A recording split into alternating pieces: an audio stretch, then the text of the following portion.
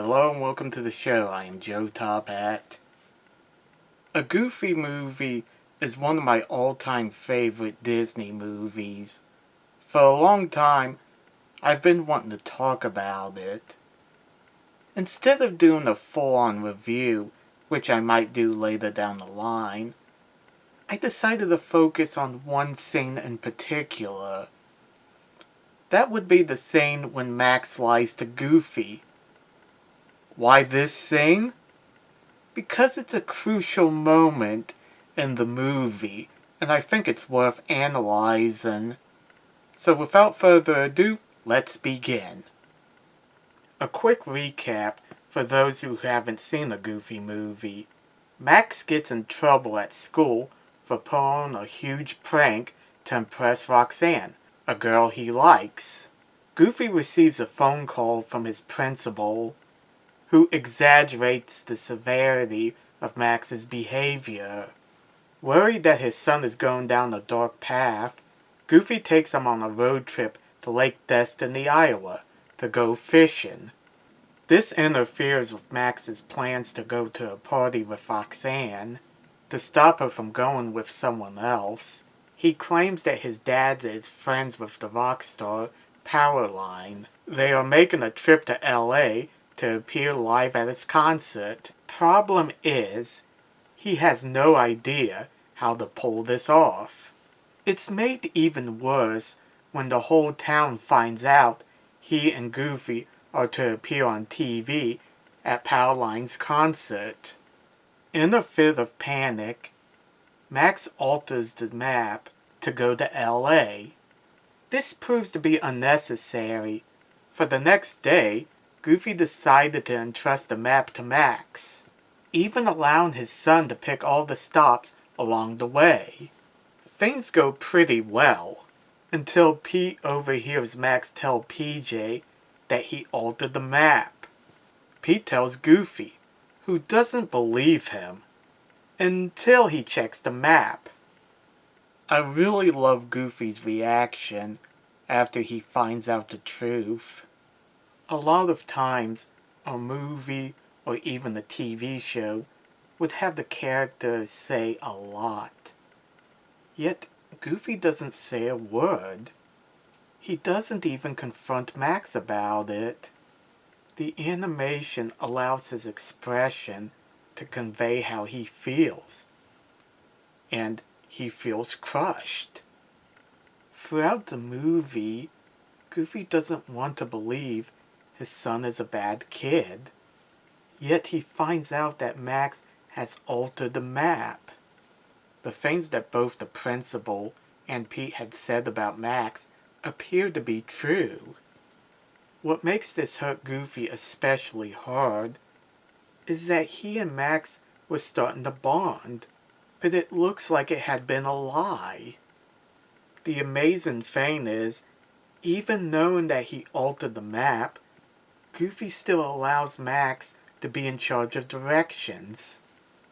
He wants to believe his son will do the right thing. When the time comes to pick a direction, left or right, you can hear the desperation in Goofy's voice. On the surface, it's just a father asking his son which way to go. Beneath the surface, it's a father begging his son to do the right thing.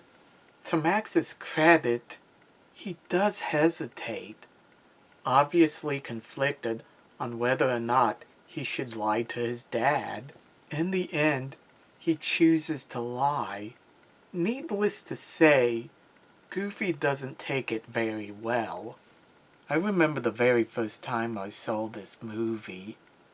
I was shocked to see how angry Goofy got in this scene. I had seen him angry before on both Goof Troop and the classic cartoons, yet it was always played for laughs. Here, it's taken very seriously. Throughout the movie, Goofy tolerated Max's behavior. Now, Max has finally crossed the line. He lied to his dad, and that's something Goofy is not willing to overlook. Once again, I have to praise the animators for allowing Goofy's expressions to convey how he feels, rather than have him talk. It gets across how angry he is at Max better than anything he could have said.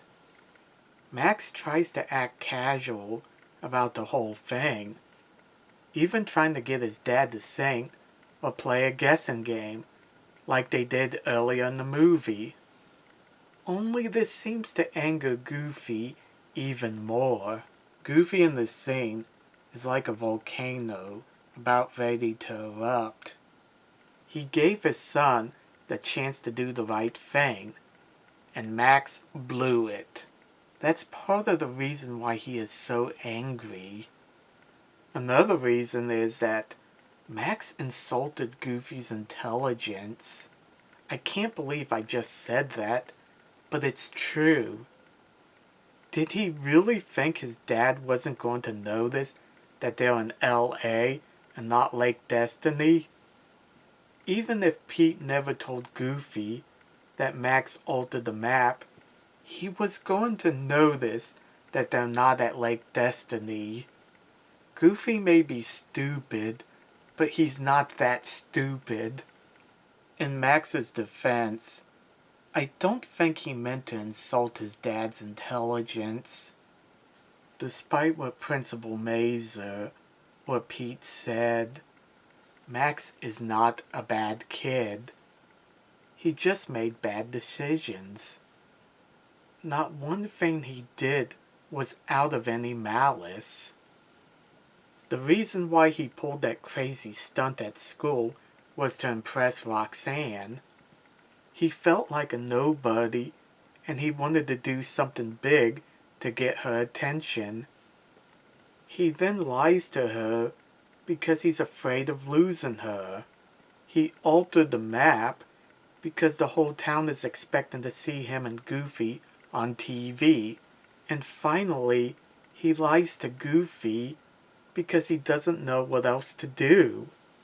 The movie does a great job at showing Max to be sympathetic, yet it still made him face consequences for his bad choices.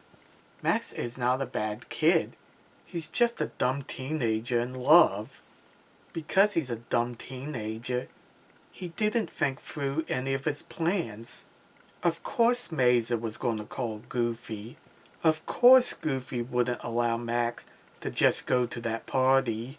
Of course Roxanne was going to tell her friend about Max and Goofy appearing on TV. Of course her friend would tell another friend who'd tell another until everyone in town knew. And finally, of course Goofy would eventually find out he's being lied to. I'm grateful that a Goofy movie doesn't let Max off the hook just because he's a dumb teen. It forces him to face consequences for his actions. The biggest consequence is that he angered his dad. Goofy pulled over his car to get out, obviously needing a moment to calm down. That really shows how angry he became. And I love the fact that Max knows he crossed the line and tries to explain to his dad why he lied. Goofy, however, is too hurt and angry to listen. The first thing Goofy says to Max is, "Why bother? I'm probably too stupid to understand anyway, right?" Part of what makes this scene so impactful is that this is Goofy. He is supposed to be a happy-go-lucky simpleton. Yet the movie respects him enough to show he isn't as dumb as Max thinks he is. Even PJ pointed out how stupid Max's plan was. His lies finally caught up with him, and now Max realizes he needs to come clean. As for Goofy, he comes to learn that he needs to listen to his son. Max handled the situation poorly, but he's not the only one who made mistakes. Goofy allowed Pete and Principal Mazer to influence him into thinking Max is becoming a criminal.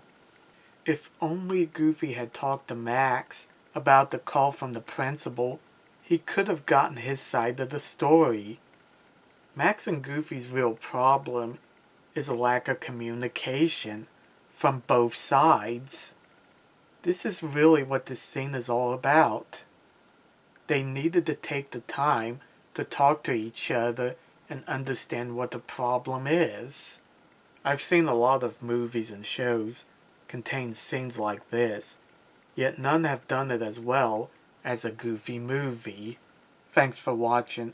Let me know in the comment section what you guys think, and don't forget to like and subscribe. See ya later.